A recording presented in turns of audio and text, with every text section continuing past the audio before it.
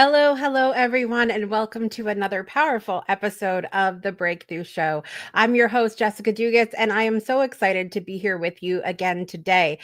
This season is all about bringing you conversations that challenge the way we think, encourage growth, and ultimately help us create the breakthroughs that we need in our lives. And today we're diving into a topic that is at the heart of transformation, the heart of breakthroughs, and that is leadership.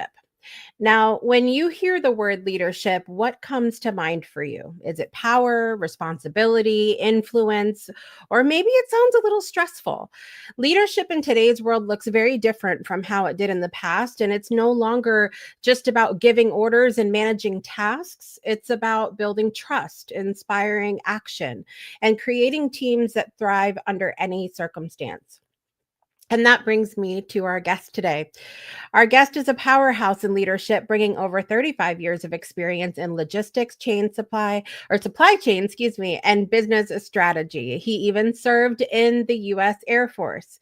He's led teams through failure to success, built leaders who create lasting impact, and is here today to introduce us to what he calls a leadership revolution, not revolution, revolution, an approach that breaks the traditional mold of leadership and replaces it with something truly transformative. We're going to talk about what it means to be a rebel leader, the biggest challenges leaders face today, and how you can create a legacy of leadership that lasts. We'll tie that all in with current events, friendship, joy, breakthroughs, all that fun stuff. Whether you're running a business, leading a team, or managing a household, or simply navigating life, hello, in a way that others look up to, you're going to want to hear what our guest has to say today. So without further ado, please welcome my friend Brett Gordon to the show.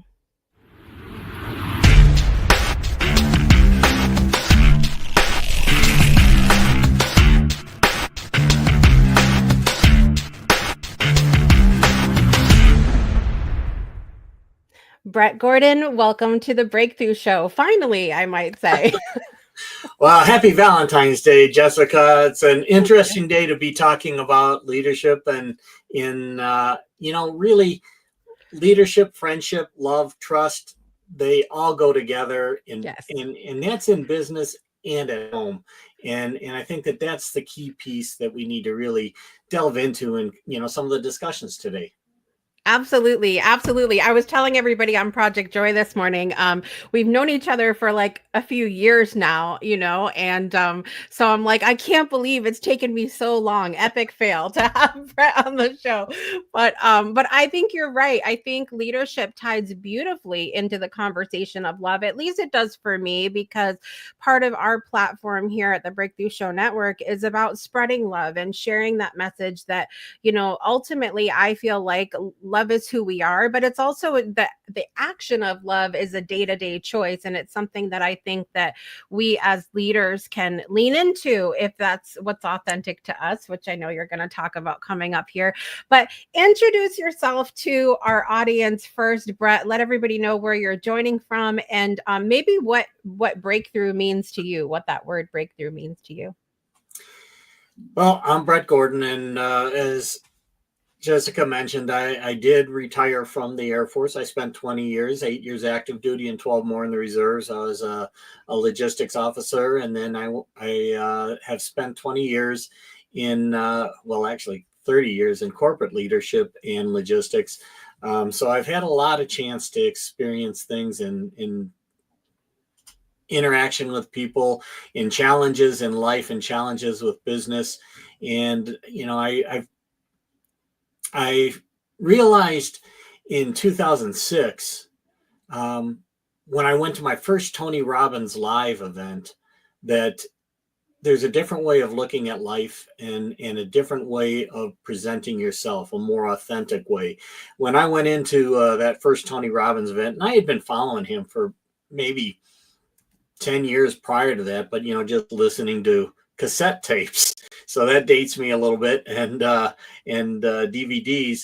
And I went to that first event, and it was totally different than what I expected. You walk in the door, you're jumping up and down, and hugging people. And I walked in there and I was still kind of, of more of the military background, the corporate presentation, what I call sometimes the stick up the ass, leadership profile. And I walked in there and I was like, oh crap, I love Tony, but I'm not sure this is for me. And then he's like, okay, you're jumping up and down. I'm like, uh, and, and and I'm like, this is, and then it's dancing, and I'm like, okay. And after kind of releasing my preconceptions, I started to get into it more. And then it was like, go around and give 10 people hugs. And I'm like, really?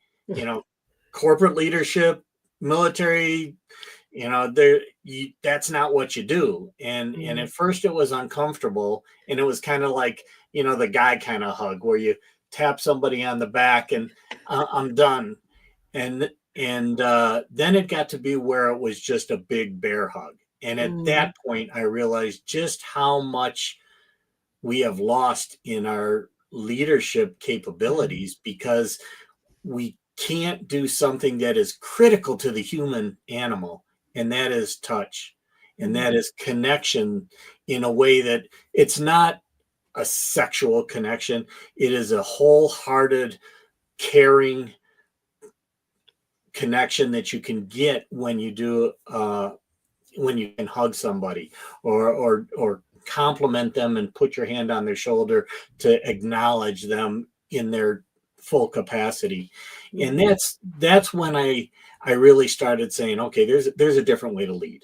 And then I found another few different models and NLP and things like that, where I was like, okay, I got to pull this all together into a different way of really talking about leadership, teaching leadership, and a model that I could actually explain to people. Because how do you explain 40 years of experience on how to be a leader? You can't, not without some sort of a structure, a framework, a model. And I've pulled together many different things to create what I'm calling the leadership revolution. And as you mentioned, it's a different way of looking at things. It's actually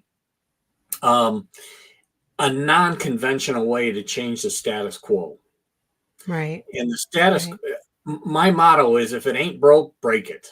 Because there's really, you cannot advance if you are comfortable where you are, whether that be in business, with your operations, with your processes, with your family, with your friends. If you want to get and grow a better organization or a stronger friendship, you actually do need to break some of your preconceptions, break some of those habits, break those processes, and try something new. Now, granted, what you try new may not work the way that you thought it was going to. Okay, so what? Then come back to where you were, try something else. But if you don't do that, oftentimes what you do is you survive through life rather than thrive through life. Right. And I want to give people and teams the opportunity to thrive.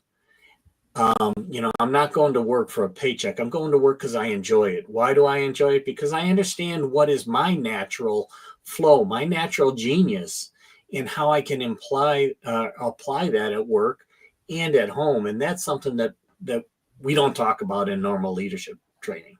Right, right. I think so much of what you're talking about is just so important today because there's this underlying, I don't know if you've noticed this at the moment, but there's this underlying narrative at the moment that if somebody doesn't do things the way they've always been done, or if they don't believe the same way as you do, or they don't think the same way as you do, to just cut them off. That's it. Don't even have a conversation about it. And in my mind, I'm thinking to myself, how are we ever going to grow and change as individuals, but also as a society, if we can't even bring ourselves to sit down at the table and talk? Well, I think that, I've already aged myself to a certain degree, right? I'm in my 6th decade here on Earth, and back in the day when we went to school, there wasn't really there weren't computers. I mean, Mm. when I was introduced to computers, there was cards that you fed into the machine, and that's what it read. And I mean, that's old. But today's world, and multiple generations now have grown up with being socialized online. Mm.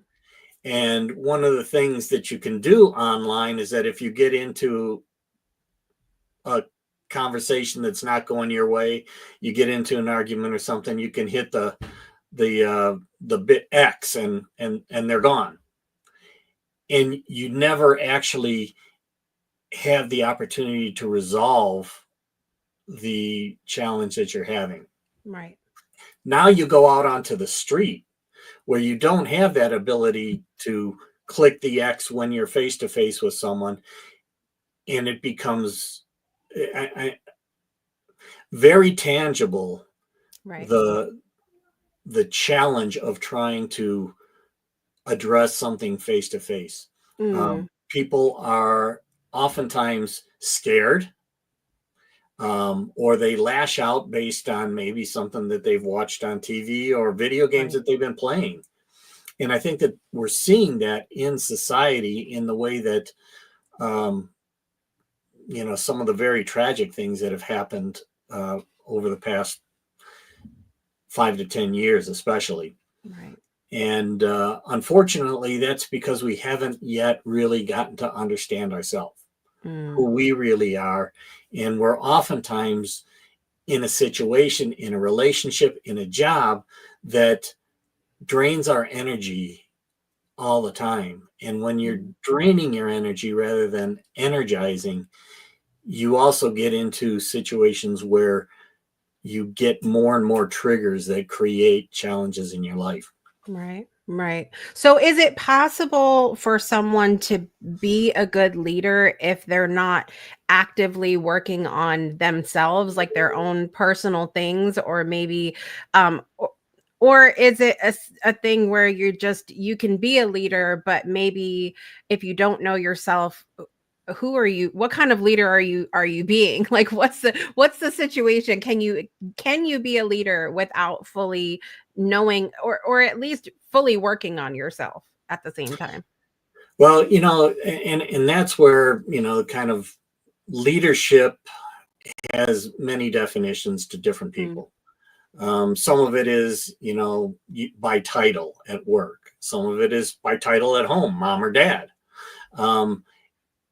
That doesn't make you a leader. That makes you a person that may have power or control, but not Mm. really a leader. A leader is somebody that can influence people to do things and want to do things, as opposed to being forced to do things. Mm. And that's where you have to understand yourself. And as you see above me, I say the ignite your leadership revolution, and the number 1 as opposed to the L in revolution. Why? Because the first team you have to lead is me, myself, and I. And to do that, you have to really it may not be comfortable, but you need to look inside, and you need to oftentimes work with people that can help you to better understand. Like, that's kind of what I do with leaders, but you can do it with friends, you can do it with others. It doesn't have to be somebody that you pay for or anything, but you need to look at yourself at a different level, and you have to start to get comfortable with the uncomfortable. Mm. Because again, if it ain't broke, break it. Well, you don't think you're broken, and nobody is broken. I'll tell you that right now. There's no such thing as a broken person. There are things that we can improve. Right. So when we, first of all, oftentimes have to forgive ourselves, because we carry things with us intentionally and unintentionally. Right. But you have to delve deeper into yourself, understand how you naturally flow. And that's a term that you don't normally hear in leadership either. Mm. So I tend to talk to leaders first kind of backdooring the conversation, because I understand their industry. I understand their, the challenges, the stresses that we're going through. But really, it's about understanding your energy, Right. your natural energy. And we all have different natural energies. Oftentimes, where we could be in a relationship, and for instance, somebody could have an energy that's more like an Oprah, out there drawing attention to themselves, and then shining their light on others. And then on the opposite side, you may have somebody that's more like Warren Buffett, which you don't really see, but he does all the analysis. He's an amazing person. Millions of people follow him as well. But it's a totally different energy, that if they're talking about the same thing, they may actually, their conversation and the language that they use may actually be like passing in the night without your headlights on, and you get into something that I call violent agreement. You actually agree on what your end goal is, but because your language, because your perspective is different, you actually get into an argument. And that happens in a personal relationship, with your significant others, with your kids as well. And that's where getting to understand not just yourself and you needing to be authentic, but also understanding those around you. And there are ways to do that. I have an assessment. In fact, I'm actually creating my own assessment that should be coming out by the end of this month, that is very specific to logistics. But logistics is transportation, warehousing. It's getting things from one place to another. Right. The concepts that I talk about in logistics also apply to home life. Right. So I always say your work life, your home life, there's no such thing as work-life balance. It's work-life integration. And I love that. Yeah. And just because you're spending 12 hours at work doesn't mean that you don't have the right balance in life. Right.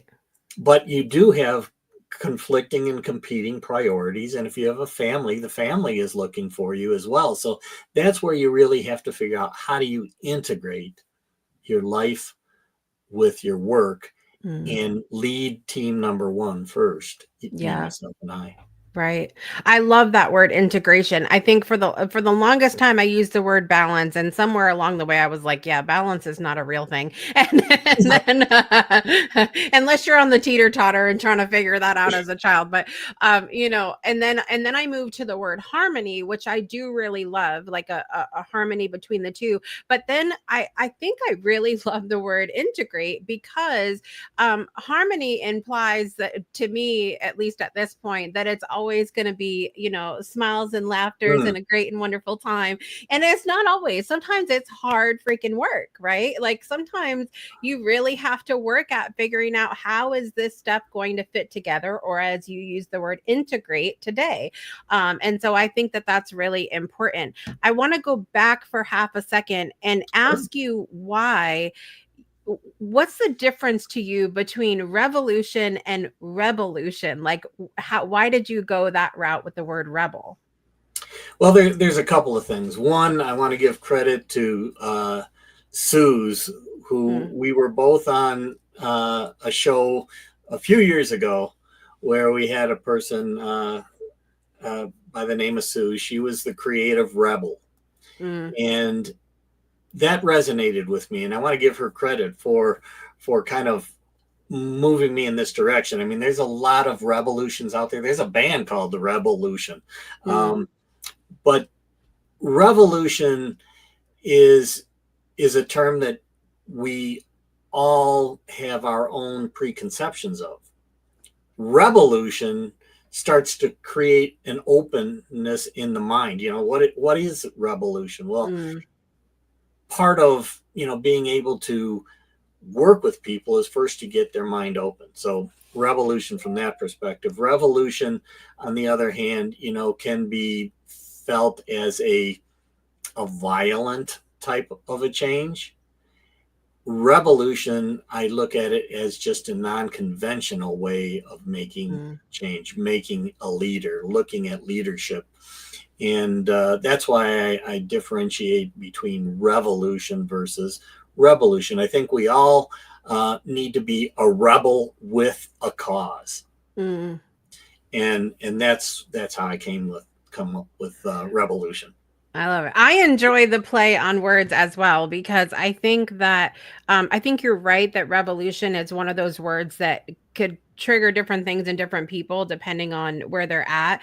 But I also love, as an Aquarius here, I love the word rebel. I love anything that we have to think outside of the box a little bit. And I think that if we're going to have a big change when it comes to leadership, we're going to have to do things way different than we did before, and maybe even be a little bit of that rebel that's choosing to do things differently than we're seeing anybody else do them, even if we get a little bit of pushback for it, which I think is, I mean, you can take a deep breath the wrong way these days and get a little bit of pushback for it. That's absolutely right, and I think that you kind of hit the nail on the head. We always live in stress. We always have some level of uncertainty in our life, and we prioritize uncertainty.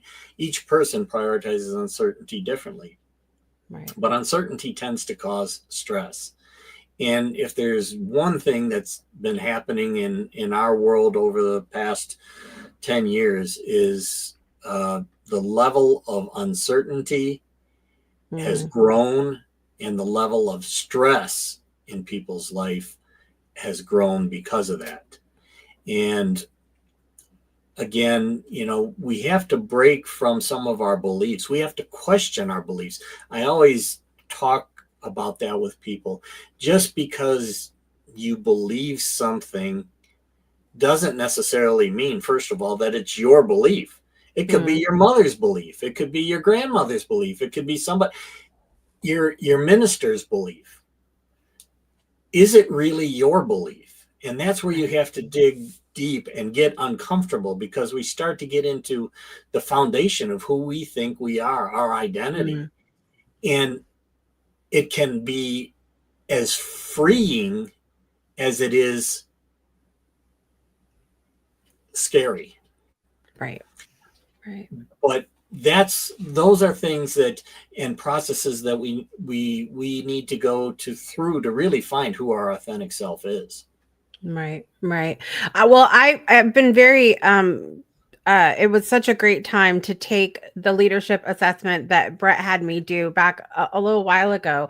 And it's interesting because there are many different parts to this assessment. Like, it could come out in any different way.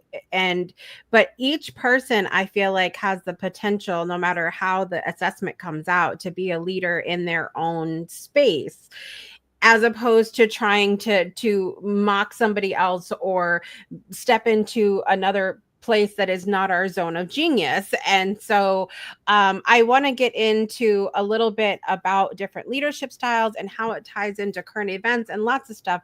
We're going to take a quick break and we'll be right back after this. Don't go anywhere. On April 4th, I was 90 years old, grandson of slaves. My parents were first generation free. A long time ago, I embraced the definition of love. Love is the experience of well-being. And a friend is one who mutually shares that experience of well-being with you, which opens up almost infinite creative possibilities.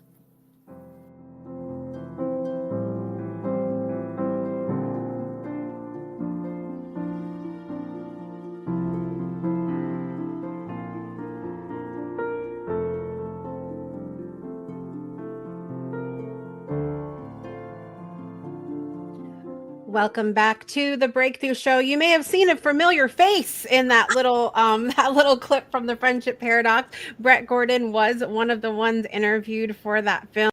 And I wanted to ask you, coming back from that, Do you feel like leadership ties into friendship at all? I know that behind the scenes we had a moment where we did discuss that. It did not make it into the film, but we will be discussing it further on the new series that is starting in March to dive further into the concept of friendship as adults. But tell everybody your thoughts about if you think leadership ties into friendship, because I think it's a good topic for Valentine's Day today anyway.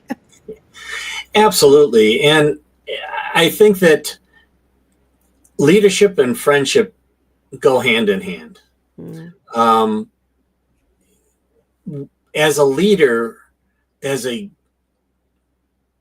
leader versus a manager, as a leader versus somebody who's got the title, a leader is somebody that influences. And the only way to really influence is to understand people. And to understand people, you become more of a friend to that person.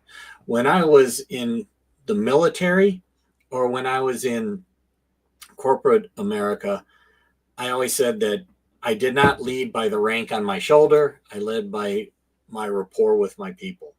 And rapport is a part of friendship. Now, granted, we may not, some people define friendship as a very tight, more personal type thing, which is true. There's also different levels of friendship. And there's friendship and relationships at work. And those are critical to being able to do things. There's friendships that you have with your children that sometimes you have to be more of an authoritative leader at times, which from their perspective may not be like, you're my friend anymore. I don't like you. So friendship and leadership do go together, and it's about rapport. Rapport has many different levels. And I think that as you get to know yourself at a deeper level, you can also extend that to getting to understand and the people around you more. So friendship and leadership are together. On the other hand, there's a point, especially at work, where you have to make sure that you don't cross over, where you're providing favoritism to closer friends than others. And that's where you have to draw a line. And that line could be either in the depth of the connection that you have, or it can be if both parties realize that in this environment, we're buddies. In this environment, we are working together with the team. Right. Right. Yeah, I think we did talk a lot about in the film, and I cannot wait to dive further into this about compartmentalizing within relationships, specifically friendships, and kind of just knowing the role that each person plays, which is part of, these assessments and things that you offer in the leadership realm. Tell everybody a little bit about the assessments that you do as part of your work. Like what are some of the different areas that people can fall into, and how, I mean, it seems as we're talking about leadership that there's this sort of hierarchy. It's, at least that's what I think people think of when they think of leadership. Like you're at work, okay, you have the employee, and then you have the manager, and then you have the big, whichever order it goes in. But tell everybody, if we all can be leaders in our own way, is there even a hierarchy? Like, how do they work together, these different leadership styles? Well, I think that first of all, when I talk about leadership and people ask me, what is your leadership style? And you've heard the normal way leaderships are talked about. It can be dictatorial or authoritative or collaborative or laissez-faire. And I say a great leader is a situational leader. And you employ those different aspects of leadership depending on the situation. So when people ask me what is my leadership style, I tell them it's situational. If if the shit really hits the fan, you may have to take on a more directive, authoritative, dictatorial type of an approach, because you don't have time to work through a more collaborative or democratic type of approach, though that tends to be a stronger approach, especially from a long-term resolution perspective. But depending on the situation, you have to adjust the way that you respond. And that's a critical thing to understand too, is response versus react. Response is that you have already thought through how you will process certain situations. It is taking all of your learnings that you have and bringing them together at that moment to respond, or you can just react to how people are around you. And I had a situation in the Air Force where I was in charge of the passenger terminal, and the plane started delaying because of maintenance and so forth. And all of a sudden, I've got 140 people in a room waiting for their luggage to come back. And my people are out there trying to do things, but you can only get the luggage off a plane when it's safe out there. And all of a sudden, I have a lieutenant colonel, which is a pretty high-ranking person in the military. And I was just a first lieutenant. And I'm like, he's starting to rile up the crowd. He's complaining, he's yelling, and my people are taking his shit. And finally, I didn't know what to do, but it was just a natural response. I jumped up on a table, so now I'm above everybody so they can see me, telling them what the situation is. And then I called that lieutenant colonel and I said, let's you and I go to my office and talk. Yeah. And I let him rant on me for like 10 minutes before he finally got it out of his system. And then I could take him down to a level where we could start to really talk about the situation. Right. And that's critical to kind of understanding things from more of a traditional viewpoint. Now, as you were talking about in my assessments, there's really 4 major energies that correlate with even the seasons of our world. There's a spring where, kind of innovation, when the seeds are coming up out of the ground. If there's people that are creative, J.K. Rowling or Elon Musk, they're creative people. They have things going through their mind all the time. And that's one energy. The next energy are the people that just love going out and talking to people. That's where they really get fired up. They may not even remember what the conversation was at the end, but they spent all day having a blast just talking. And you have people going to, you have this in business too, where people go to networking events and you have those that are really comfortable and love talking to people. You come back from that and you say, what did you learn? They're like, no idea. Well, I met Tom and I met Sally and I met Joe and we had a great time. And I'm like, well, the purpose was kind of to get a better understanding of what their business is and how we could help them. Right. So you have that type of an energy, and those are great cheerleaders. Those are great people for helping to motivate a team. Then you have those people that are more sensory. They tend to be quieter. They tend to have their ear to the ground.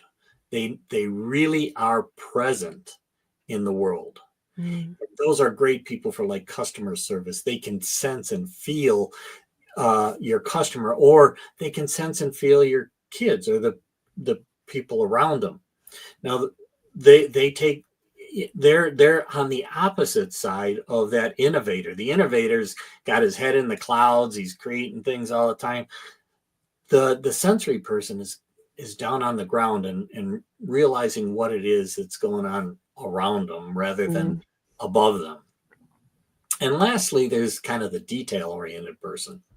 And they're all about analysis. And they will listen to what's going on, and you tend not to get a response back from them right away. They're processing things in their head. And if you're more of a people person, you're on the opposite side and you're like, well, tell me something. I need to know. And they're like, they may actually pull back into a shell. Yeah. You can have that with kids in your family too, where you're more of a people person. You want a response. You need a response right now, because if you don't get the response, you think you're being rejected. They don't understand you. and they're just trying to process this information to where they can actually come back to you with an answer that they feel comfortable with at a time that they feel comfortable with. Mhm.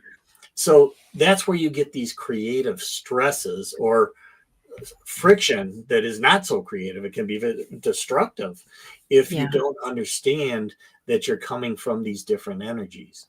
Yeah. So the assessment that I use helps you to better understand what your natural energy is. And we can play in all of them. We do play in all of them. Yeah.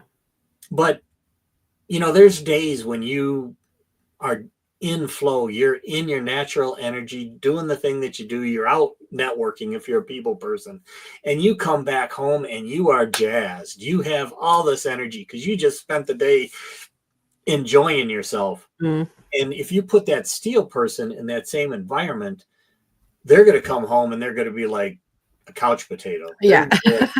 Just, oh my God, I am so tired. I'm exhausted. Don't talk to me. I need to regenerate my battery. Right. But we can play in these things a little bit or for even an extended period of time, but it tends to take its toll on us if we're outside of our natural energy. I can see that being the key right there, because as you were describing all of them, I'm like, well, that's me on a Monday, and that's me on, on another day. And I'm like that at 12 o'clock. And, like, I really feel like I play in a lot of those, but that word that you used before, situational, I think I've become, having been in sales and having been, on screen so much and everything else, you kind of have to learn to be very situational, or a chameleon, as my husband likes to put it as well.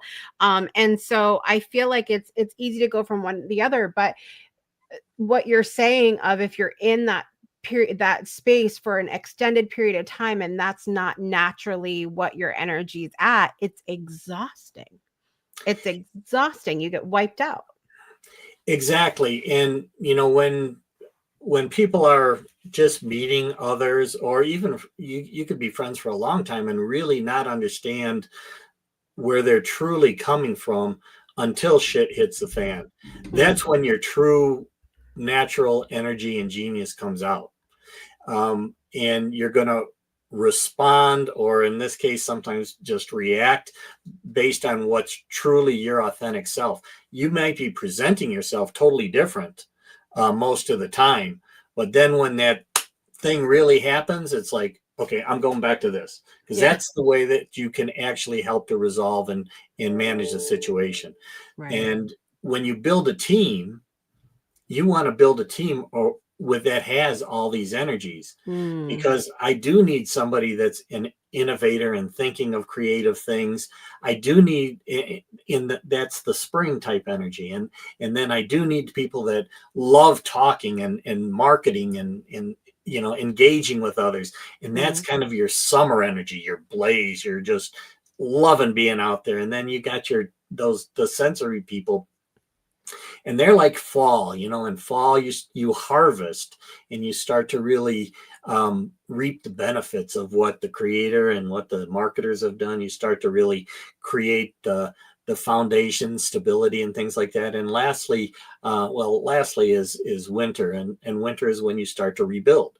And that's where you start looking at, the costs of things and so forth. So sometimes you start off in an industry like Amazon, where they were, I won't call them snake oil salesmen, because they actually did a great thing, but they were losing money all the time. Now they are in a position where, because of what they've built and because of the foundation they have in place, they have to start looking at costs, and they have to start looking more at profitability and things along those lines. And that's how a business naturally flows. It starts with an idea, it gets marketed, you start to really reap the benefits. Now you have competitors that come in, and they're starting to nip at your heels. How do I create something new again that goes through that cycle again? And that's where you alternate leaders, or who you're listening to as a leader, as you're going through business. And the same thing happens at home. There's times when you're just having a blast at home, things are going all well and good, and then something hits you literally or figuratively, and all of a sudden what was an what do you call it, Goldilocks moment where everything felt good, and then you're going into, the big bad wolf is at your door. What do you do? So that's kind of how this assessment works. And then I work with people to make sure that it does fit. And then how do you actually apply it in life and in business, and in life and business, which are cross-contextual, meaning what happens at home doesn't stay at home. It comes with you to work. And what happens at work comes back home with you. You may not consciously feel it, but I'll tell you what, if you're having a stressful day at work and you come home with a smile on your face and you try to play it off, your family doesn't feel that. Right. They feel the energy that's behind it. You may feel like you're putting the right act on and doing that, but especially kids and animals really detect the fact that you're not being authentic right now. Right. And they are going to respond in a way that you might not expect based on what you think you're projecting versus what you're actually projecting with your energy. Right. 100%. And I'm so glad you keep bringing up things at home as well, because I think a lot of times when we're having this leadership conversation, people automatically feel like, well, I'm not working at a business place, or I'm working for myself, or whatever the situation is where they feel like they don't really fit into that space of leadership. But I think anybody and everybody has the potential to be a leader, because of what you talked about in the beginning, that first we have to learn to lead ourselves. Like that's the number one thing, and then we can move on. I want to touch on the authenticity piece, especially as it relates to current events, because a lot of our audience that watches the show are entrepreneurs. They're working for themselves in some kind of way, and a lot of us are on social media, maybe even more often than we'd like to be. and we are bombarded, which we were talking about on Project Joy this morning. We are bombarded so much more now than we used to be with news. And there's always something coming in. There's always a grand and wonderful opportunity to give our opinion on something that's happening today. And so I feel like for some people, maybe there are some challenges with, like, how authentic should I be as all of this news is coming in and all of these things are coming in about the world outside of us. Maybe authenticity to someone looks like, coming on and having a whole rant about whoever's, in political office today. And maybe authenticity to someone else is, I'm not chiming in on that because, nobody, I'm afraid, for whatever reason. And so is there a boundary? Is there, like, how authentic should we be? Should we just spill our guts every minute we get on social media? What are your thoughts on how we process current happenings as leaders? Well, being authentic, first and foremost, is being truthful to yourself. And that doesn't mean that I have to impose my beliefs on all those around me. And I think we're also getting into the realm of authenticity versus groupthink. Authentic to yourself versus being brought or presenting yourself in a way that you feel those around you, or those that you feel like you're connecting with in thought or in life, want you to respond. And oftentimes people get caught up in the groupthink. And remember, groupthink is not just groups of people. Yeah, a group can be two people, but a group can be one person, because in your mind you have all these people that have influenced your life. and are continuing to influence your life. That could be somebody that's passed away 50 years ago, but they're still in your head. They are part of that group think that you're going through. So I think that being authentic is first to explore yourself and make sure they are your beliefs that you're really responding with, and two, but also the fact that you don't need to. We can have different beliefs and still be great friends. 90% of people believe that in the same thing. They want to have a better life. They want to provide a better life to their kids. They want to have fun. They want to be productive. They want to be remembered. They want to, those things are in common regardless of what your background beliefs are. And it's the same thing as when you're talking about warring nations. 90% of what the people believe is the same. How they go about achieving it may be a little bit different. And that's where that friction comes in. And all of a sudden, it's that 10% or that 1% that's causing people to go to war, when in fact, the other 95, 99% of their beliefs actually are in common. But when you get into that groupthink piece, that's when you start to really spew or project and respond in ways that are very reactive as opposed to being responsive. Right. Yeah, I think it's interesting the time we're in, because like I said, I think we're bombarded with so many things. And I read this post I came across this morning on Project Joy Live, where I was talking about someone made a post talking about our roles that we have to play. And I think this ties into, understanding what our different leadership skills are and things like that as well. And it was a post that started off saying not everyone is meant to be an internet activist. Not everybody is meant to know everything about everything. And so to kind of who was it? Was it The Rock that on the wrestling that used to say know your role? Was he the one that said that? I think it was. I'm going back. I'm not sure on that one.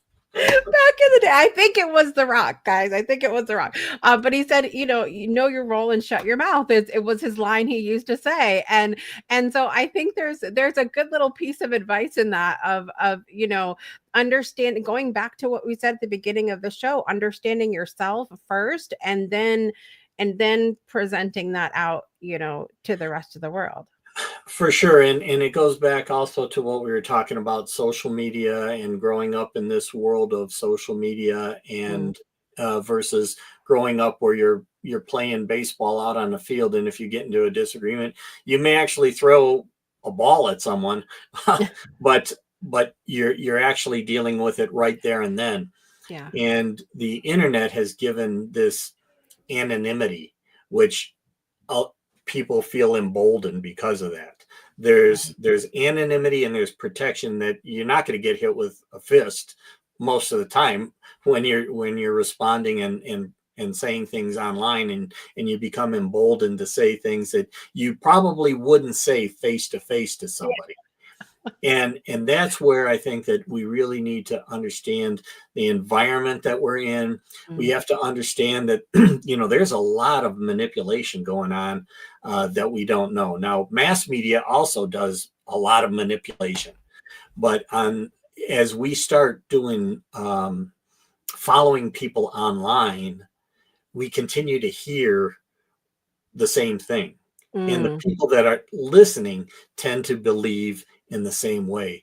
And then we think that the whole world thinks the same way, or at least the right group, that, we're right and they're wrong because we're all together. And that's bullshit. It really is. And a lot of it has to do with the technology. When you do a Google search, how you ask that question to Google is going to determine how Google responds with answers. So if you ask something about something you believe in, the way you tend to ask the question is, what about the situation in Ukraine. I don't want to go into all the Right. politics, Right. but how you ask that question will come back with either pro Ukraine, pro Russia, pro Europe, pro America. Right. And then you believe that that is the right way because all the responses that you're seeing Right. reinforce that. We have to become much better question askers. Yes. That is critical to being a leader. The better the question, the better the response, the better the solution. But you have to play devil's advocate. You have to rephrase or reframe your questions that you're asking Google, that you're asking Siri, and then see what those answers come back like. And don't shut them down because they're different than what you are currently believing and believe are supported by everything, all the research that you've done. But they're wrong and I'm right. And I should just shut it down, Brett. I should just close it because they're wrong. Everything is about right and who's right and who's wrong. And it's exhausting. It is. And there is no such thing as black and white when it comes to the world. It's all a shade of gray. And that's the world that we have to live in. And that's where we go back to at the very beginning of our conversation where we were talking about uncertainty. Right. When you're living in gray, there's a lot of uncertainty. And you try to get more in the direction of the bright white light and understanding of the world. But how, again, you ask the question, where your sources are for your information, what your beliefs are, which create filters on how you look at the world, are all things that we really need to delve into deeply and work with people to help us to better understand where we're coming from and why. And then can we look at things from a different perspective? Right. That is the magic question, everybody. We're going to take one more super quick break. And when we come back, I have one more question for Brett, and then we'll find out where we can find him, how you can work with him, because I need all of you guys to go figure out what your leadership styles are so that I know, and then I feel better. Okay. We'll be right back after this. Don't go anywhere. Breakthroughs are about more than you might think. They're about discovering who you are, digging deep, reaching to the core of your soul. They're about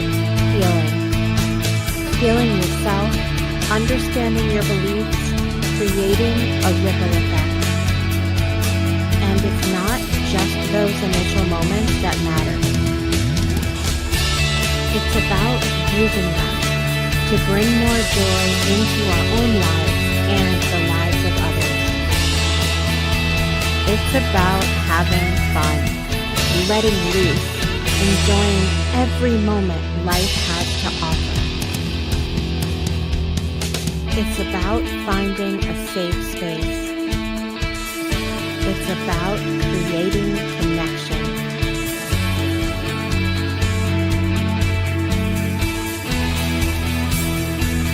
Join us each and every day for exclusive programming, special events, and a community to call home, where we invite you to explore, change the way you look at and live your life, and go beyond the breakthrough. So we ask you, are you ready? We'll see you online at thebreakthroughshow.com. Welcome back, everybody, to The Breakthrough Show. I'm your host, Jessica Dugas, and we're here today with my friend Brett Gordon talking all about leadership and current events and joy and friendship and love and all kinds of things today we're talking about.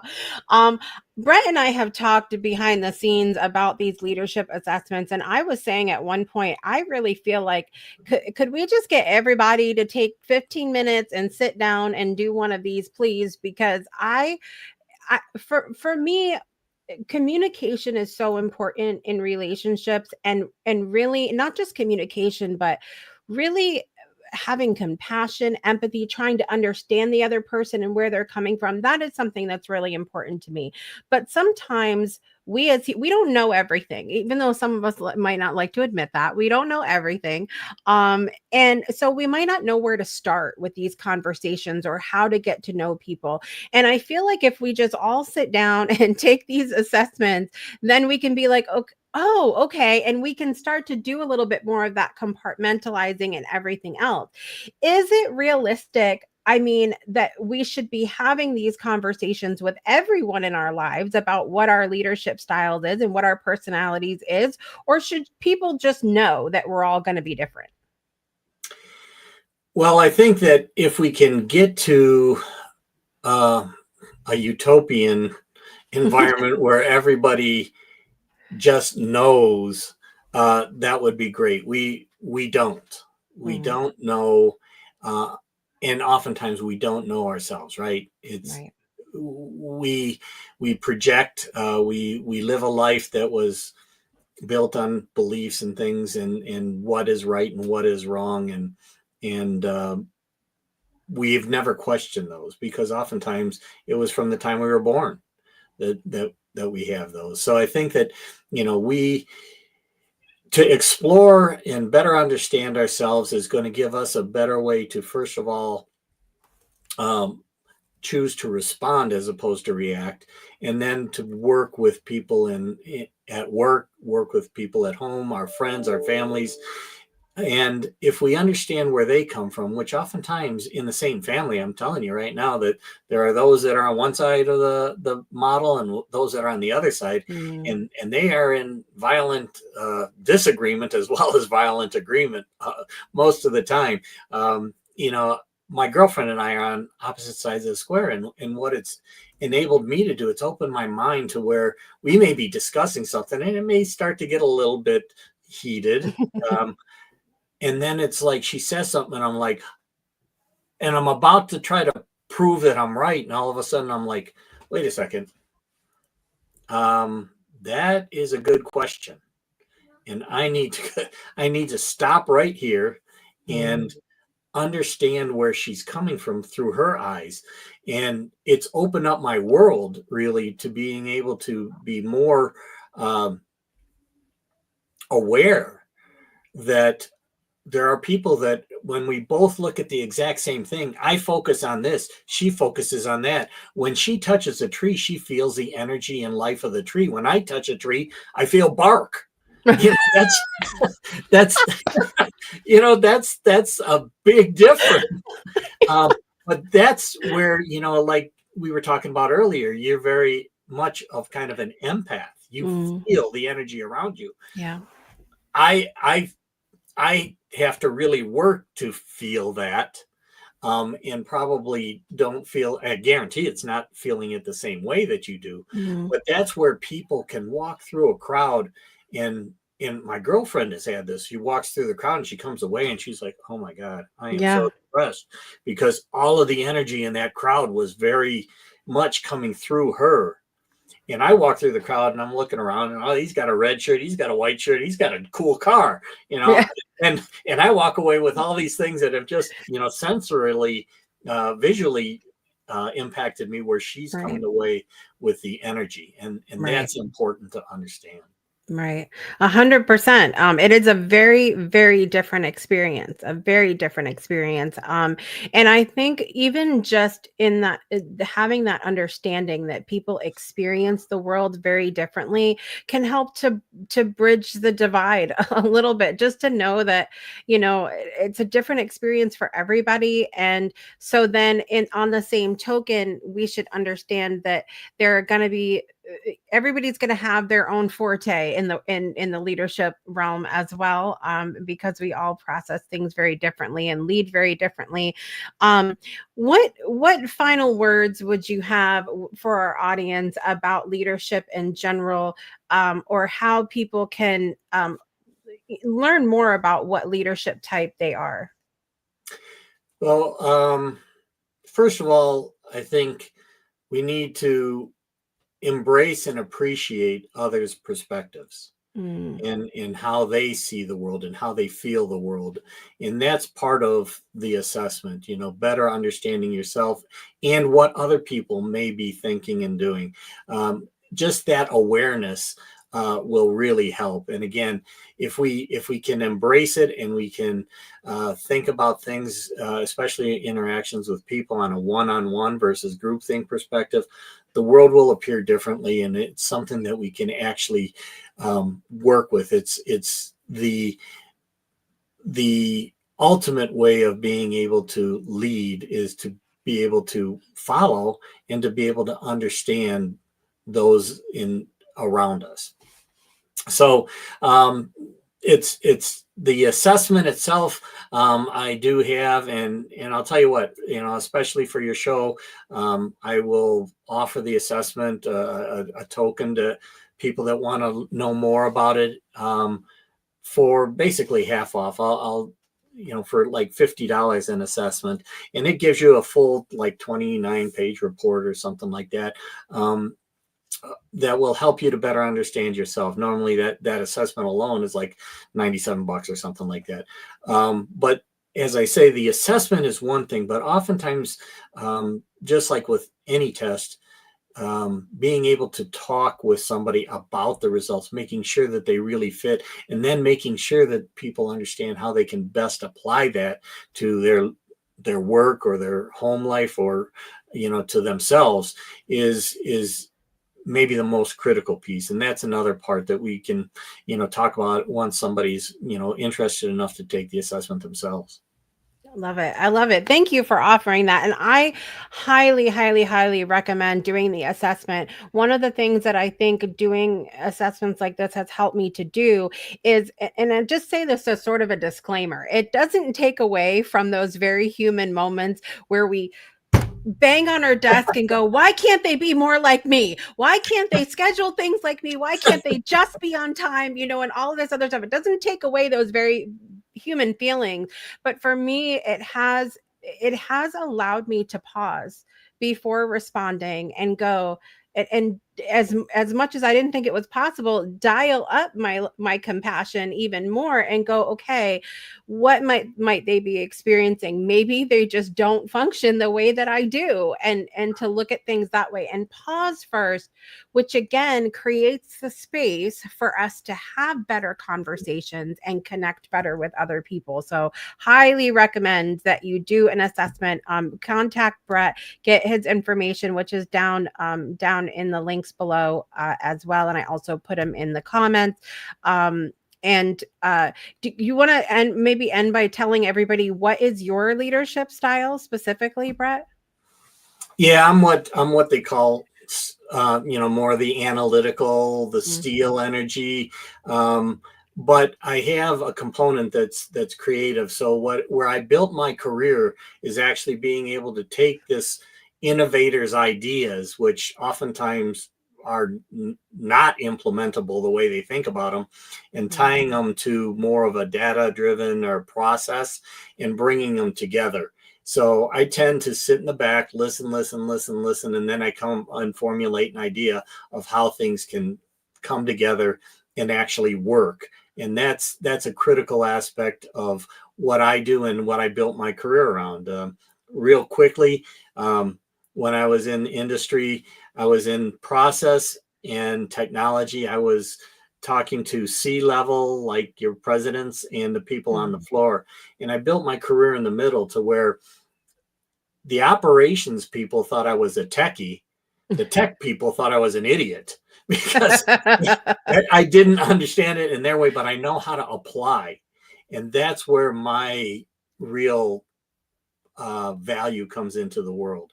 And this is why I can do and kind of listen to what people are saying and, process those and come up with a response that may be more tangible than esoteric. So that's kind of what I do. And I love doing it. And I love helping people. I love that. And I can attest to that as well. You're gonna have a great time connecting with Brett to do an assessment and to just to have a conversation as well. I have to share with you this magnet my daughter got me. If there's any fans out there of the show Schitt's Creek that used to be on with Dan Levy, there's this magnet my daughter got me, and he says, I'm trying very hard not to connect with people right now. And so this comes into play with knowing my own leadership style, which fell on somewhere in the more creative space, if I'm remembering correctly. However, I do love this part of my job so much, of getting to come on and be in the spotlight here and showcase amazing people and have amazing conversations.